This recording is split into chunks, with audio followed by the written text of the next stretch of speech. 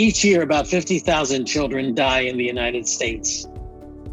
And while this is a real profound loss for their parents, we ask the question, what about their siblings? Hi, I'm Dr. Chuck Betters, and I am the host of this particular Help and Hope podcast produced by Mark Inc. Ministries. You know, when our 16-year-old son, Mark, and his friend Kelly were in a fatal car accident back in 1993, our other 3 children became part of that 50,000 who have lost a sibling. We learned there was very little help for our children as they mourned the loss of their younger brother. Now, Doug MacGray, my guest in today's podcast, was only 11 years old when he lost his 16-year-old brother. It's our hope that Doug's story will help parents understand the grief of their children a little better, and also encourage those who have lost siblings as when they were young children, that their own grief journey was actually normal. Doug, I want to welcome you. It's great to have you with us here today. And why don't you, first of all, tell us a little bit about yourself and what you're doing today, what your life is like today, and then we'll take a little journey. Well, I'm a husband of Deb for over 3 decades. I have 3 adult children, 2 boys and a girl, who are all doing well, and very blessed to have 2 very young grandchildren, 2 and 1 years old, that live close by. That's the family structure that I'm very blessed with. I'm a financial advisor and investment advisor. I work in Pennsylvania, live in Delaware, so across the line every day. That has been my calling, my career for the last 20 years. Before that, I practiced law for about a dozen years. And so that's been my kind of adult career life. Well, I know you're a very busy man. I would also like to mention that you are an active member of the board of Mark Inc. Ministries. When we approached you and asked you to serve on the board, what was your reason for agreeing to do so? Well, I was certainly aware of how Mark Inc. Ministries was birthed with the loss of your son.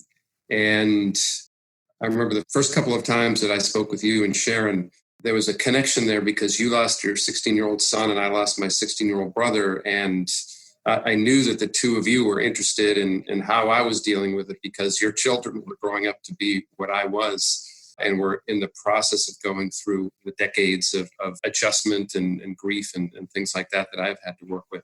So I saw that how powerful your ministry was and how it answered a lot of questions in a healthy way that I had never seen before. In particular, being candid, honest with your feelings with God as well as others, and it kind of helped me to reach a new level of understanding what I had been going through all these years. So if that could help others who are going through the same thing, and in my mind, everyone is going through some sort of a struggle, emotional grief, whatever it is, and our Savior is here to help us through that. And our responses aren't always healthy.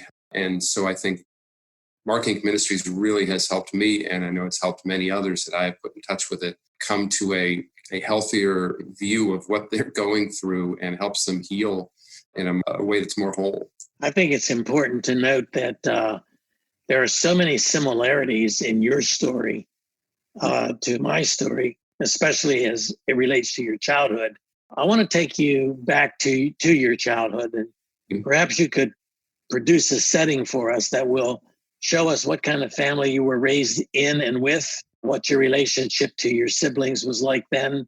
Let's take a little trip back into your childhood and tell us a little bit about your family structure. Sure. I grew up in a small town in Massachusetts. My father was a plumber. My mother was a dispatcher for the local fire department. So it was that kind of a blue collar setting that we grew up in.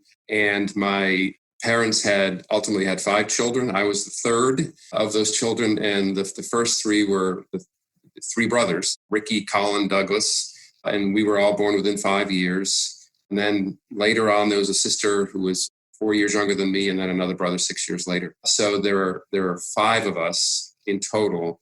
And We all lived in the bottom floor of a 2-story house. It was a pretty small house, and my 2 brothers and I all shared a room. We were a family that went to church every Sunday. We went to the local Baptist church, never missed, weren't allowed to miss, whether we liked it or not. And so that was the general setting of our family. Now, you and your brothers like to do a lot of roughhousing, is that right?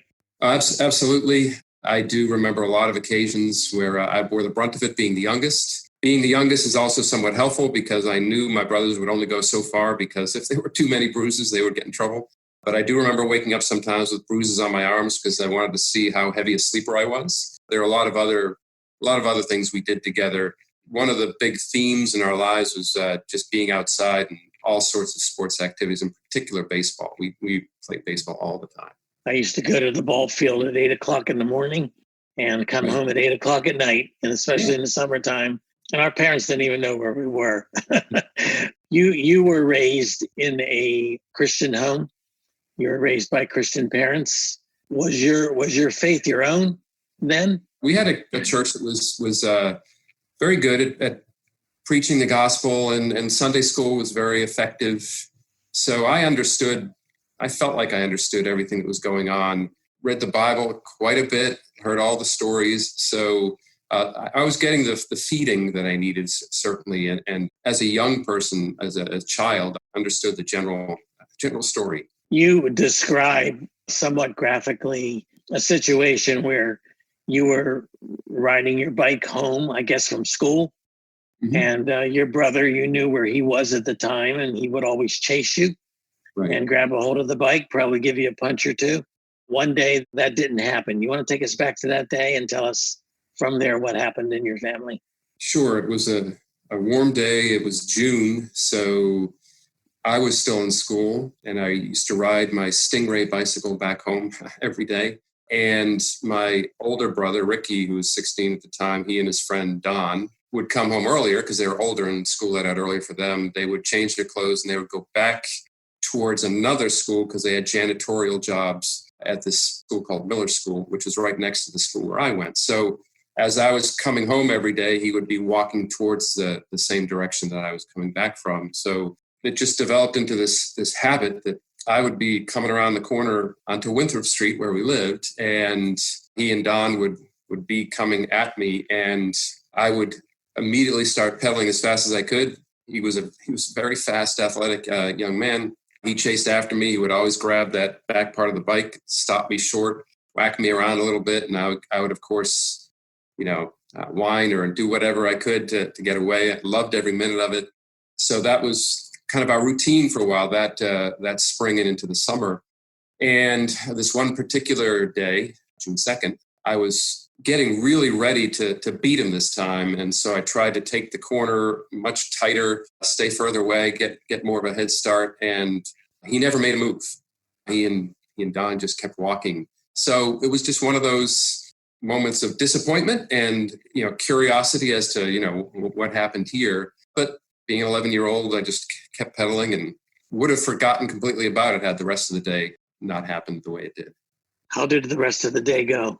I got home, and I do remember a couple buddies of mine on the street. We had a whole bunch of kids on the street, and for whatever reason that day, there was a particular board game that we were enjoying, and so we started playing this board game. And my mother wasn't real happy when we would do that. She wanted us outside, but she was tolerating it.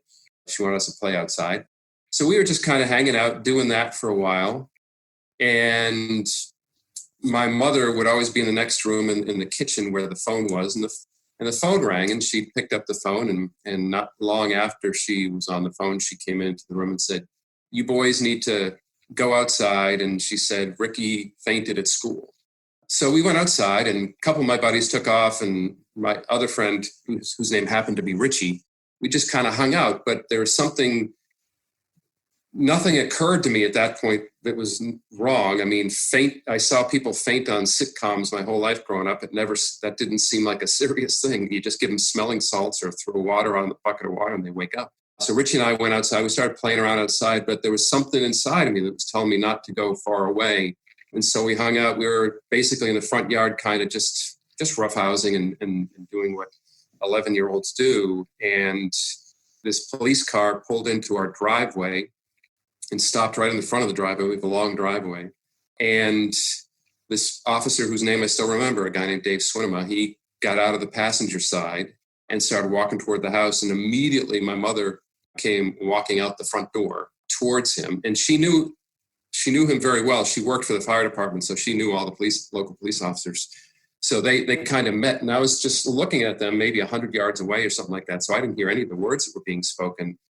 But I did observe, he said something to her, and she just started screaming, oh my God, turned around and started going toward the house. Both of the police officers went to be by her side and kind of walked her into the house. But at that point, it didn't add up what was going on. The last thing in my mind was that Ricky was dead, or that there was something bad had happened. That just doesn't happen to healthy 16-year-olds, and it just didn't compute, not at all. Eventually, my other older brother, Colin, came out and said, Mom wants us in the house. So I went in the house, and at that point in time, at this stage, we had actually been able to take over the upstairs. So the three boys all had rooms upstairs. So we were told to go upstairs. I went upstairs. Colin came upstairs with my youngest brother at that time, who was an infant, and my sister.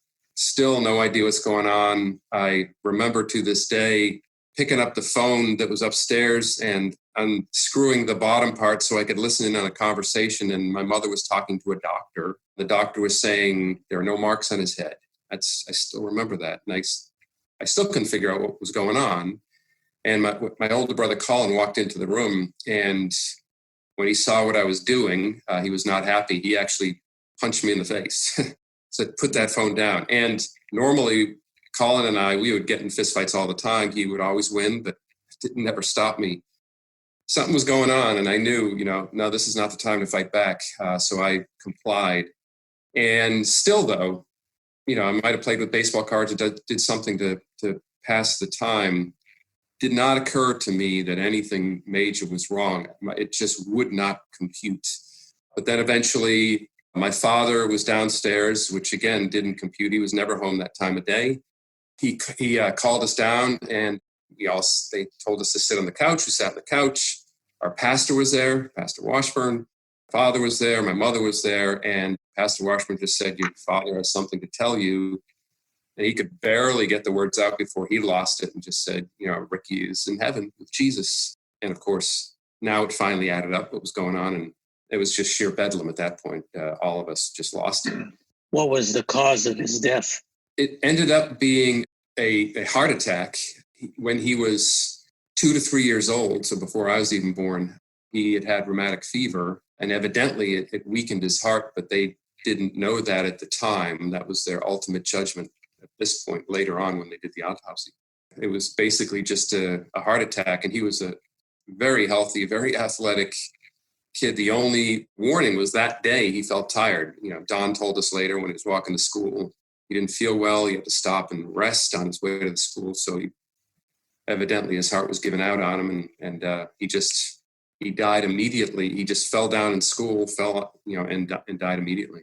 Now, let's focus on you as an 11-year-old boy. You're surrounded by all of this uncertainty. Right. What's going through your mind as you're watching your parents, as you're listening to the pastor, as you're watching the police officers, your other brothers and sister? What's going through your mind as an 11-year-old during all of this confusion? Well, after it became clear, after I was certain what was going on, the very first thing that I remember how I reacted was I just wanted to be alone.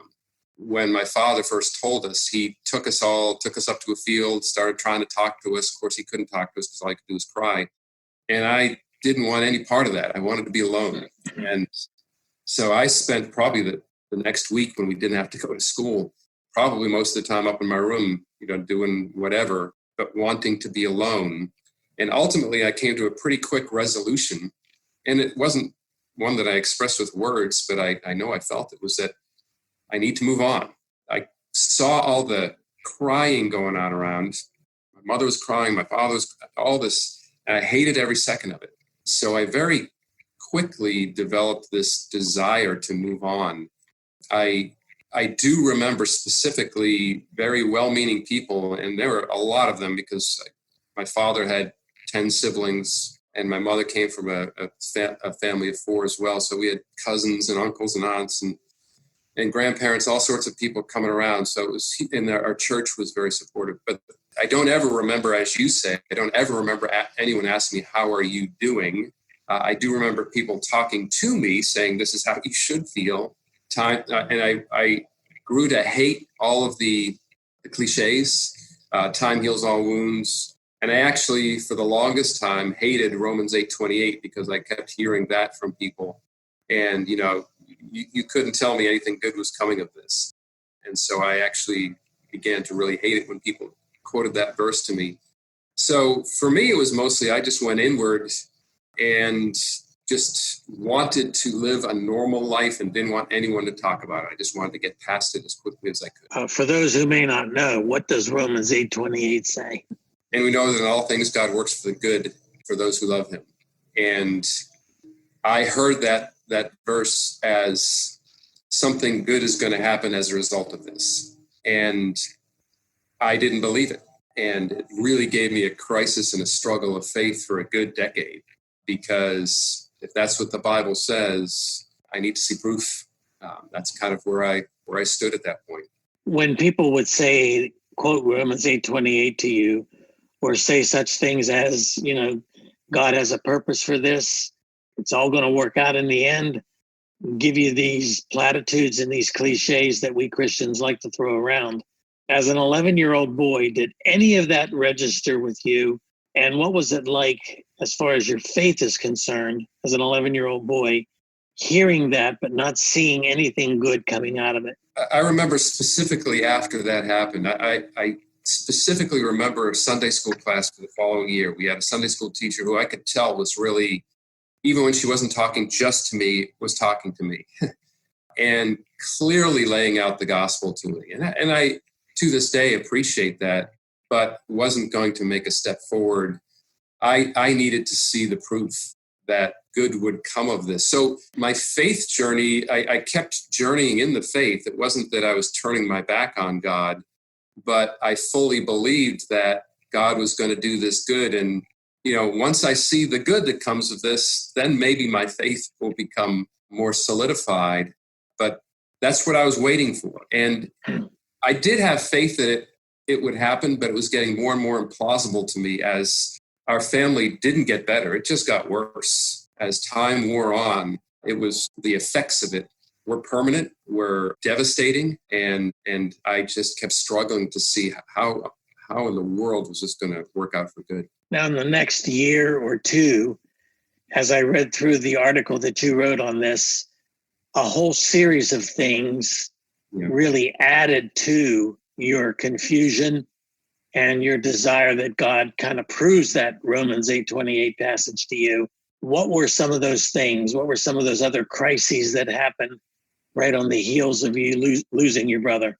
Yeah, I specifically remember within that same year sitting on the couch with my mother and probably my sister and brother too. I don't know. But I specifically remember being next to my mother when she got a phone call, and she picked up the phone while she was sitting there. And again, she lost it. Her only brother died in a car accident.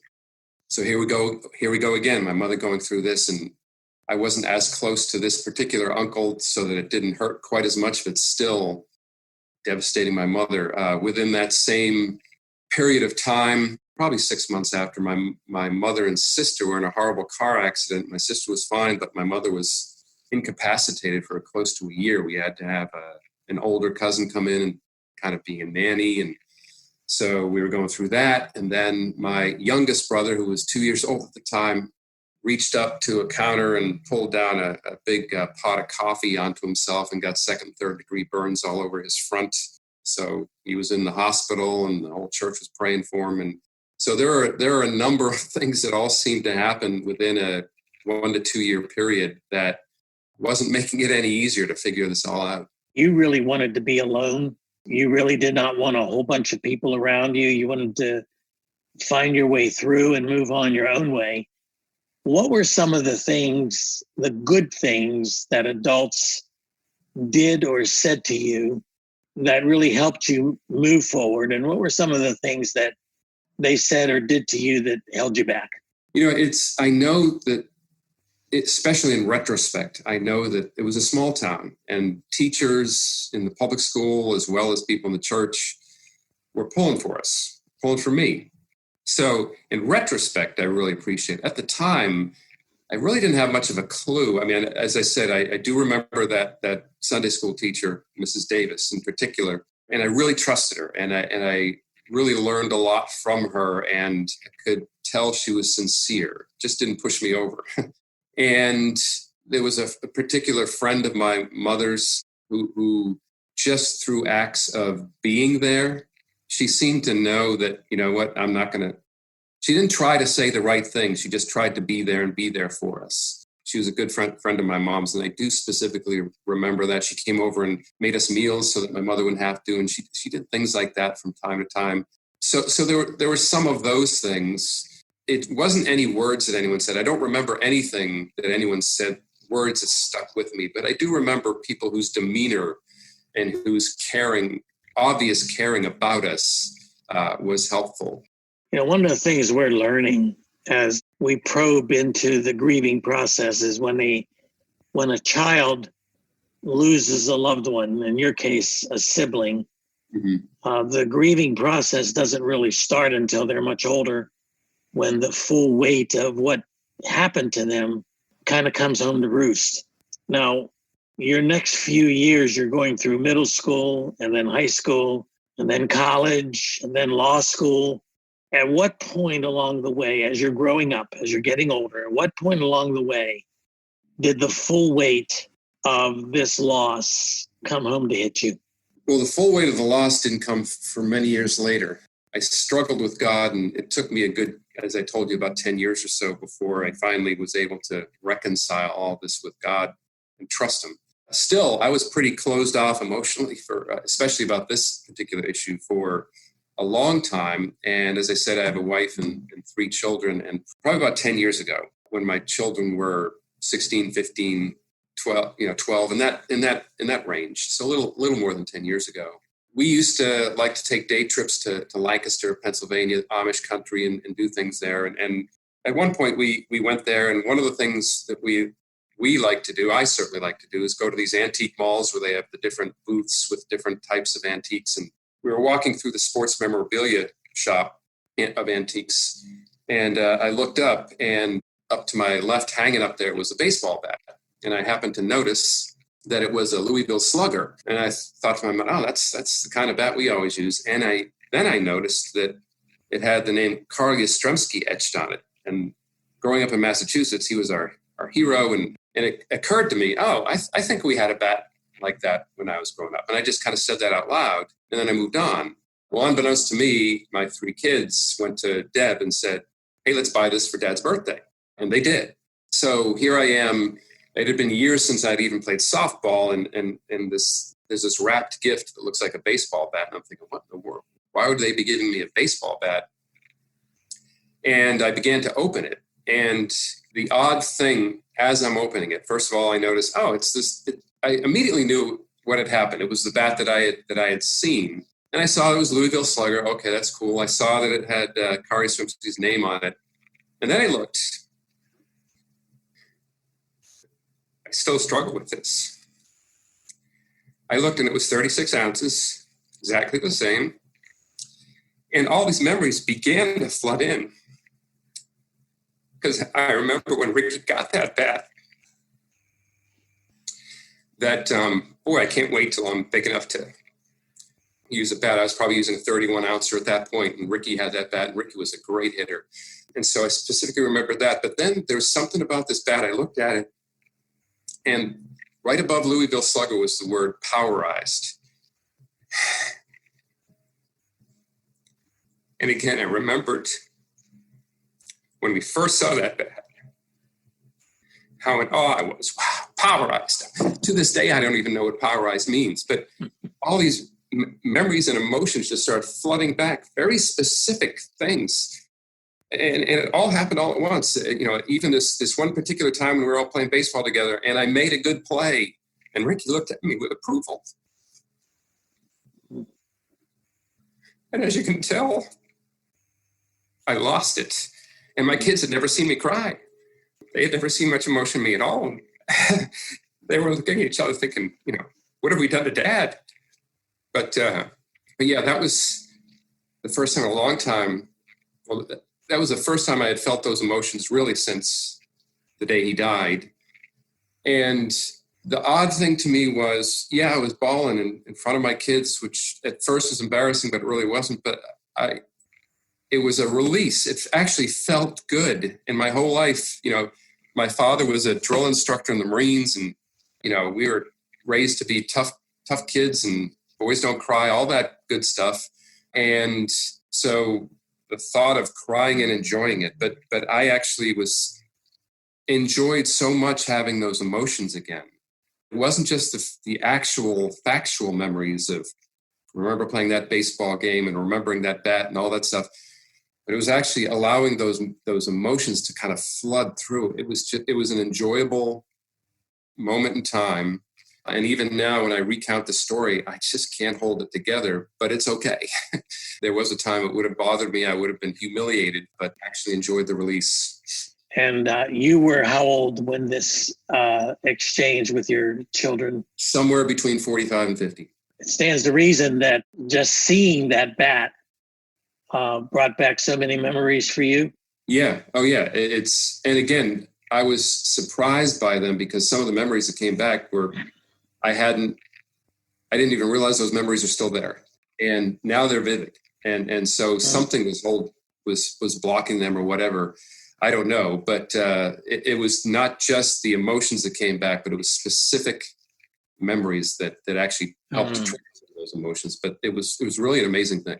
Up to that point, from the time you were 11 until the time you had this bat given to you, how would you describe your emotional journey? Well, in my mind, I was fine. In my wife will tell you that I didn't laugh much. I didn't cry at all. I just felt like, okay, so that's part of my personality. I do remember specifically at one point we were watching a movie with a couple of friends, and it was a funny part of a movie and everyone was howling, laughing. And in my mind, I thought I was laughing too, but I was just sitting there with a smirk, laughing on the inside. And look at me and said, why aren't you laughing? And I said, they said, don't you think it's funny? And I said, well, yeah, I'm laughing right along with you, aren't I? So I didn't express much emotion at all. I never realized that it was particularly different, but over time I began to realize it. And still to this day, I'm probably less emotional than others, but I'm a lot different than I was back then. You have another story that really helps you in your spiritual journey, especially as it pertains to the Romans 8:28 question of God working all things together for good. You never knew what those all things working together for good look like, and you questioned whether or not that passage is really true for you until something happened with your daughter. You want to describe that? Yeah, well, over the years, she's heard my testimony, and a big part of my testimony was when I was approximately 23, 24 years old, and I was teaching high school at the time. And I was teaching history, and I was preparing for a class. And at this point, I was still wrestling with God on all of this stuff. And I was preparing a timeline that spanned hundreds of years. And the point I was wanting to get across to my students was this thing that happened in this particular year had a big effect on this thing that happened hundreds of years later. And it was that at that moment when I felt like God was trying to tell me, that's my perspective. And by the way, I never promised to tell you why I took your brother. It was at that time, that moment when I was preparing for that class that I said, I prayed to God. I said, yeah, you're right. You never promised to tell me why you took my brother, and I'm going to trust you anyway. So it was really at that point I felt like I finally got over the God having my conditional Christianity. I felt like I was a conditional Christian in the sense of, God, I'm going to trust you as long as you fulfill your part of the bargain. I gave up my part of the bargain at that point and said, God, I trust you anyway. I'm going to trust you regardless. And so when my kids were growing up, they've heard this testimony from time to time. And we went through a period of time when my daughter was somewhere between 17, 18, 19, where she and I went through a very difficult time. Our relationship got very, very strained, as I'm sure a lot of fathers of teenage daughters can relate to, but it got really, really bad. It was a very hard time in our lives when my daughter was really struggling with us. So she went off to college and things weren't going well. And ultimately things thawed. And when the relationship thawed, as we started to begin to see her at college again, we got to know her good friend. She had a good friend named Sammy, who they ultimately became roommates. So we got to know Sammy. Sammy was always had a ready smile. She loved us. We developed a great relationship with her. And to this day, we have a great relationship with Sammy. But Molly was not particularly communicative during this time. So all we knew was that Molly didn't want anything to do with us. And over time, she got more and more, that relationship began to thaw.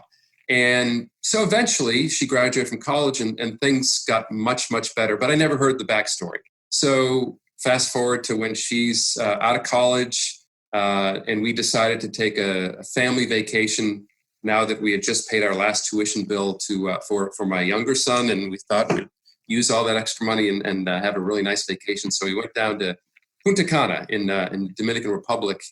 The very first day we were there, my daughter Molly and I got in a swimming pool. We were just kind of standing there, just talking to each other. It was great. It was one of those great moments. Every dad of adult children wants to have one-on-one time with their kids, and we were just talking about a lot of different things. And then she started telling me the rest of the story. And when she was in college, and she told me that her friend Sammy, when she met Sammy and she had just come to college, Sammy had been like 3 or 4 years out of her losing her brother. Her older brother died in a motorcycle accident. Sammy was not a Christian. And in the deepest, darkest moments of my relationship with Molly couldn't stand me at that point in time. But for whatever reason, when Sammy told that story, Molly told her my story. So my testimony, and I would say miraculously, led Sammy to Christ. Sammy started going to InterVarsity and learning about the Christian walk, and Sammy ended up being a great influence on Molly and drawing her back, drawing her into a stronger faith, and that's really when the thaw started happening. And so Molly's telling me this story, and immediately my reaction to Molly was, Molly, that's fantastic that my story played a role in leading Sammy to Christ.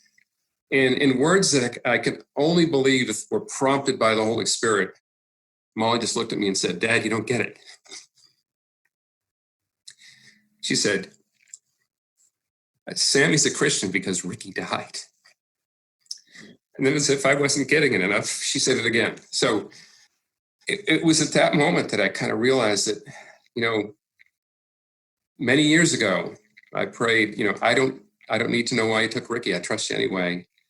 And I felt like God was giving me a small glimpse of how he works. This girl who was born, 20 years after Ricky died is a believer now, having a lot to do with the fact that Ricky died 20 years before her and the testimony that grew out of that. That's how she came to faith. And it just really, really hit me as she told me that story, and I lost it again. Well, it's interesting to me that along your journey, you have had these divine interventions.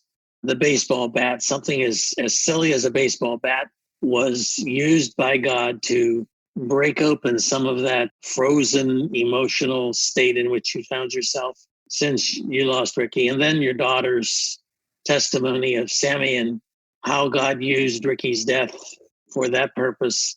Here you are. How old are you now, Doug? Just turned 60. Just turned 60. Mm-hmm. So here we are, and these divine interventions, I like to call them scorch marks.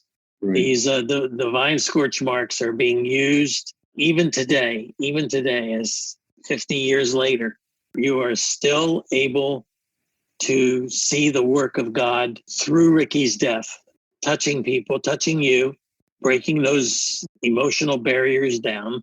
And so as we close here today, I really want you to speak to the parents who have lost a child concerning their surviving children, their young children, what counsel would you give them? In other words, I'm thinking about your own family and the dynamic of your own family. They're already wounded. They're trying to drag each other off the battlefield. And yet they have these other children that are also either uncertain, fearful, maybe angry, maybe going into isolation. How do they minister to those children? Because I want to tell you, the hardest part for me as a dad when we lost Mark was, how do I minister to my children who are in so much pain right now? Watching their pain was even worse than absorbing my own pain. Just knowing that there was very little I could do or say that's going to take that pain away. But I do think it's important for us to note that many of these children never, ever grieve properly. They grow up different people than God intended them to be. So what could adults do? What should adults say to a young child who has had this kind of intervention, this horrible enemy called death, walk through the front doors of their home and disturb everything that they considered to be safe? What advice do you have for the adults who are listening to this right now? Well, I don't pretend to understand a lot of this, the psychology or any of that, but when you were asking me some of these questions, one of the things that occurred to me was that when I look back, I remember negatively a lot of the things people said, and I remember positively a lot of things people did. One of the things that I've taken away from this whole experience over the years is that whenever there's a funeral of somebody, I really try to go, and I really try not to say anything. I try to just be there. That's one thing. I think I needed people to know that they cared and show that they cared. And parents, I think, are in a difficult spot because they're grieving so much. And their kids, I knew how much my parents were grieving. I saw how much they were struggling. I wasn't going to go to them for help. How dare I? What they were going through was horrific, and I couldn't ask them for help. I couldn't talk to them about it. They would start them crying again. I didn't want to do that. And so I do think it's beholden on somebody else other than the parents to come to these kids and try to figure out a way to get these kids to talk about it. I didn't talk about it with anybody. I mean, there's a lot of stuff swirling around in my head, but I don't ever remember opening up with anybody. And whenever anyone tried to bring up the subject, I moved right on. I didn't want to talk about it. I think college was the first time I broached it at all with anybody, but even that was very limited. But certainly as a child, had someone walked me through and effectively gotten me to talk about it, I think that probably would have helped, but that never happened. What type of person would, as you look back now in retrospect, and we of course have that 2020 hindsight, right? What kind of adult person, can you think of one individual that you would have loved to have heard from? Somebody that would have taken you aside and allowed you to vent? I would say even my pastor never, he told me things, he never asked me. And I really looked up to my pastor, and almost too much. I mean, I thought I remember thinking as a kid, he never sins. I mean, I had him on such a pedestal. He never maybe felt it was awkward or whatever. He was good at some things, but this kind of stuff maybe wasn't. But had he asked me, I would have felt like at that point, because of how I felt about him, I would have no choice. If he said, "Doug, how are you doing?" I would have felt like I had to answer him. And so maybe that would have helped. Even that Sunday school teacher I was talking to you about, she did a lot of great teaching. She never had one-on-one time with me. It was always in a group setting. I don't ever remember, frankly, anyone in a one-on-one setting asking me how I was doing. And so I think just someone that I would have trusted, and there were plenty of adults back then that I trusted, had they taken me aside, taken me for a walk or whatever, and tried to draw it out, I think they could have succeeded. And if you had that person, if there was such an individual, what would you have wanted them to say to you as they take you for that walk or take you to a movie or whatever? Would you want them to have talked to you about Ricky? Would you want them to bring up Ricky, talk about Ricky? I think just in general, talking to me about the fact that God doesn't promise us that there will be a point in time where it will all become crystal clear. God never promised us that. And so that's a hard thing to tell an 11-year-old or a 15-year-old or whatever, but I needed to hear that. I only discovered it on my own when I was, preparing for a world history class that I was teaching. No one told me that. And then the next closest thing I got to someone actually saying that was when I met you and heard about your ministry and about what happened with your son. But it's very rare that someone will come right out and tell a grieving person, kind of the truth is that this is a hard thing that happened and it's really hard to explain. And I'm sorry you're going through it, and not try to explain it. Because I felt like everyone was struggling to try to make sense of it for me. And no one did. No one could. That confused me. We know that Job's comforters get a bad rap.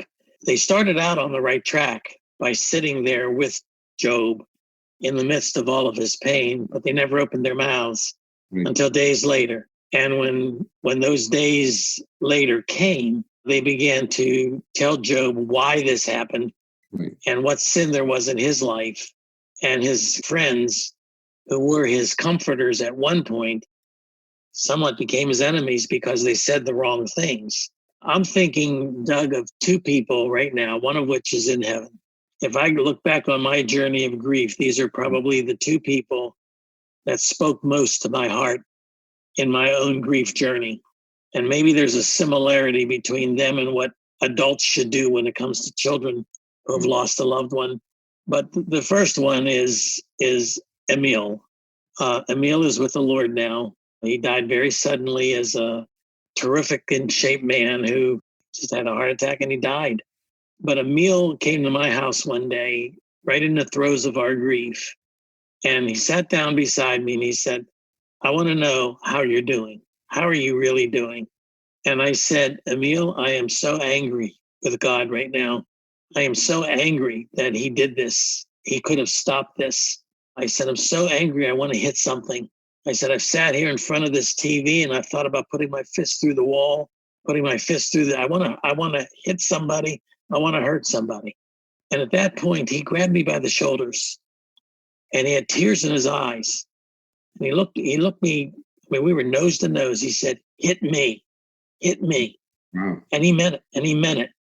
We laughed until the day he died that I never took him up on that because I think I probably would have hurt him very badly.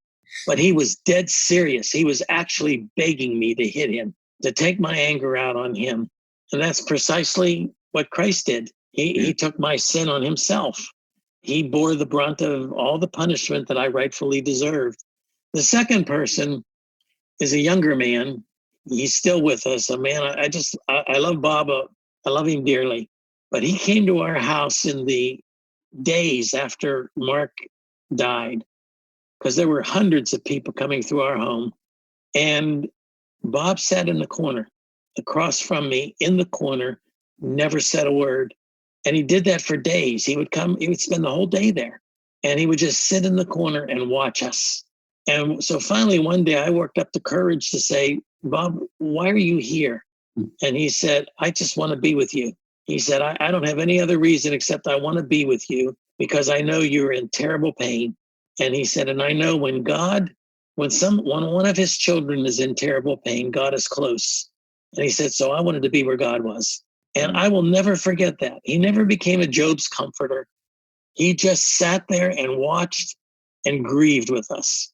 Those are the two individuals I remember the most. And I'm just thinking now, I wish as we look back on your life that you had somebody like Emil or somebody like Bob who were willing to take an 11-year-old boy by the hand and not give him plasticized Christian, those cliches that we Christians like to use, but would just sit him down and say, how can I help you? What can I do to help you? To talk to you about Ricky, your favorite subject, to talk about memories, and to help you bust out of the emotional bondage that all of this pain around you caused. So I'm so appreciative of you being so vulnerable and sharing what you're sharing with us about, even as an adult, even today at 60 years of age, you're still in the grief journey. because it'll never go away. It'll always be there. And God does not owe us an explanation. I like to use the illustration, and I do this a lot with people because it affected me so much. I read Edith Schaefer, who is Francis Schaeffer's wife. They're both with the Lord now. She wrote a book years ago, many years ago, it's like probably in the 70s, called Affliction. And in that book, she paints this picture of all the questions that we have where we question God's love for us, the question of God's sovereignty and his grace, where people doubt that. The Romans 8:28 doubters, that God is going to work something for the good to those who love him, all things, even the evil things. And she said, one day when we stand before God, he's going to show us a tapestry that he has been building for our entire lives. While we're here on earth, we only see the underside of that tapestry. All we see is a bunch of different colored strings, tangled strings that are hanging down that make no sense at all. But when he takes us to the other side and we're able to look down on the top side of the tapestry, we'll see a beautiful picture that God has been painting. I take that to bed with me every night because of Marking Ministries. People have told us, look what God is accomplishing through Marking Ministries. So there's that purpose in your son's death. And I agree that there's a purpose in that, but I'd rather have my son back. Right. Right. I'd rather have him back. God didn't need me or Marking Ministries to reach the lost. He did that. He accomplished that. And so I want to encourage parents who are watching this to hear Doug's heart, to hear his story, that there are children. There are children who are struggling in silence, who need that adult without the cliches, without all of the so-called answers, but those who just need to become the Bobs in their life, who will just sit in the corner and weep with them and mourn with them and minister to them and show them the love that Christ has shown us. Doug, any final words you'd like to share? I appreciate the opportunity to discuss this, and I would agree with you on just being with people. I mean, there have been many occasions where God has allowed me to play a role in people getting over grief, but almost never with my words. There's one particular time right after my father passed away, and that was one time where I allowed myself to cry, and a week later, good friends of ours had their son pass away from a horrible accident. And so I didn't know them really well. I told my wife, I don't want to go. It's too soon. And she talked me into going. And because it was so soon after my father's passing, I lost it at that funeral. And these two parents who just lost a child were so appreciative of my grief at their son that we became really close. And I've been able to be close with them and ever since then. And not because of a word I said, because they perceived that I was feeling their son, grieving for their son. And in a way I was, but it was just magnified. So I think for a lot of people, children, I think in particular, who have a hard time expressing these things, it takes time because you can't get the words out and get the cliches out or whatever. You just have to be with them, figure out a way for them to palpably know that you love them and that you care about them and that you don't have all the answers. And sometimes it's just helpful to sit down with someone and say, this is horrible, with you. If someone sat down with me, when Ricky died and said, this is horrible. Instead, they tried to gloss it over. That would have been helpful. And so I think we too often get in our own way because we try to come up with the right words to say. And the motivation should just be there for people and let the Holy Spirit help you figure out what to do and say, mostly to do. There is a scripture that tells us that God gives us a special kind of comfort that only he can give. And he says, the purpose of me giving you that comfort is that you receive that comfort, but then you turn around and use the same comfort with which I comforted you to comfort someone else. And so that at least is one purpose in our sorrows, and that is to minister to those from first-hand experience. You have credibility with those who have lost a loved one. Right. You have credibility with those who have lost a brother. You have credibility with those who are young kids who have experienced great tragedy because you have gone through it. And so I appreciate so much your being willing to comfort those with the same comfort with which you were comforted. We say to God be the glory. Thank you, Doug, for sharing your grief journey in such a transparent way. I'm Dr. Chuck Betters, and you have been listening to a conversation with Doug MacGray. Now, on our website, markinc.org, on this program's page, you will find some suggested resources that can help you navigate this minefield of grief. Thank you for listening. May God richly bless you.